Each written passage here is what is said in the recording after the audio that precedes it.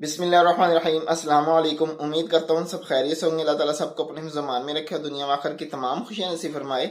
आज हम फिर एक नई वीडियो के साथ हाजिर हैं। आज का जो हमारा टॉपिक है वो मैदे के हवाले से है कि मैदे में गैस, तेज़ाबियत या सीने में जलन किस वजह से होती है। तो इसके हवाले से कुछ बात करेंगे आप दोस्तों के साथ, और साथ इसके साथ साथ आप दोस्तों के सामने एक बेहतरीन सा नुस्खा भी पेश करेंगे। तो मैदे में जो गैस, तेज़ाबियत या सीने में जलन, ज़्यादातर तो फास्ट फूड का इस्तेमाल करना या उसके साथ साथ चटपटी चीज़ों का इस्तेमाल करना, उसकी वजह से ये जो मैदे में तेज़ाबियत, गैस या सीने में जलन वगैरह होती है। तो कुछ दोस्तों का सवाल ये होता है कि सर हम ना फास्ट फूड इस्तेमाल करते हैं, ना कोई चटपटी चीज़ें इस्तेमाल करते हैं, लेकिन फिर भी हमारे मैदे में जो गैस है वो भी बहुत ज़्यादा बनती है, तेज़ाबियत है, और साथ साथ सीने में जलन भी बहुत ज़्यादा होती है। तो इसकी वजह क्या है?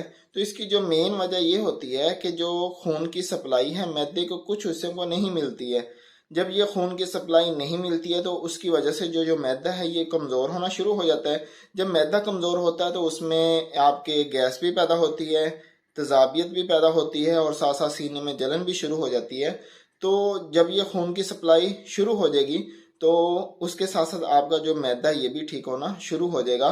तो अपने नुस्खे की तरफ आते हैं। नुस्खे की तरफ आने से पहले हमारी एक छोटी सी रिक्वेस्ट होती है, अगर आपने हमारा चैनल सब्सक्राइब नहीं किया है तो चैनल को सब्सक्राइब कर लें और बेल आइकन को जो बटन है उस पर क्लिक कर लें।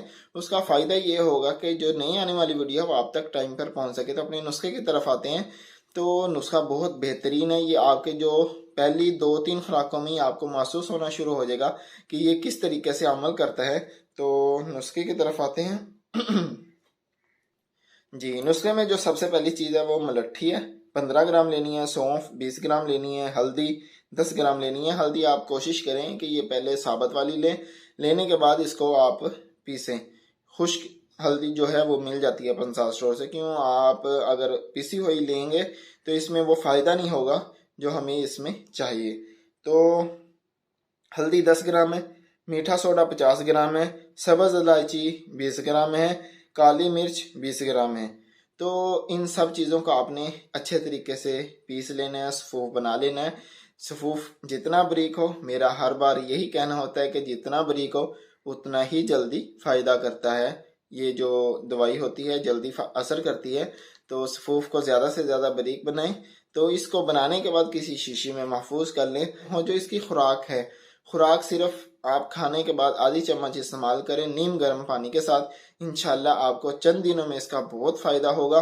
और आपके जो ये मैदे की कमज़ोरी वगैरह है जिसकी वजह से ये तेज़ाबियत और गैस वगैरह बनती है, और जो सीने में जलन वगैरह होती है, ये भी बहुत जल्द ठीक हो जाएगी। ये जो नुस्खे है ये मर्द औरत सब के लिए, हर उम्र का जो शख्स है वो इसको इस्तेमाल कर सकता है और अपना जो मैदे की कमज़ोरी वगैरह उसको ख़त्म कर सकता है। ये थी हमारी आज की छोटी सी वीडियो। अच्छी लगी हो तो लाइक शेयर ज़रूर करिएगा और कमेंट करके बताइएगा कि आज की वीडियो हमारी कैसी लगी है। और अपनी भाई को अपनी खुसूसी दुआ में याद रखिएगा। अगली वीडियो तक के लिए इजाज़त दीजिएगा और अपना बहुत सारा ख्याल रखिएगा। अल्लाह हाफिज़।